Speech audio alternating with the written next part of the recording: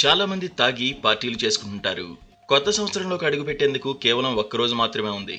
December 31 అంటేనే చాలా మంది తాగి పార్టీలు చేసుకుంటుంటారు. కొత్త సంవత్సరం ప్రతి ఒక్కరికి స్పెషలే. డిసెంబర్ 31 రాత్రి తెగ హంగామా చేస్తుంటారు. ఈ పార్టీ కోసం తెగ ఖర్చు పెడుతుంటారు. వేలకు వేలు ఖాళీ చేస్తుంటారు. కొందరు పూటుగా మందు కొట్టి రోడ్లపై రై రై అని తిరుగుతుంటారు. దీనికోసం ముందుగానే డబ్బు రెడీ చేసుకుంటుంటారు. ఇక మందుబాబుల గురించి ప్రత్యేకంగా చెప్పాలా? మామూలు సమయంలోనే వారిని ఆపడం కష్టం.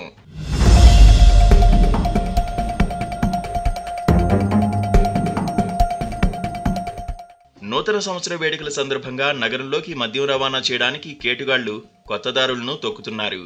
పోలీసుల కళ్లు గప్పి ఎలాగైనా సరే మద్యం చేరవేయడమే లక్ష్యంగా పనిచేస్తున్న పలువురు అందుకోసం కొత్త పంతులు తొక్కుతున్నారు.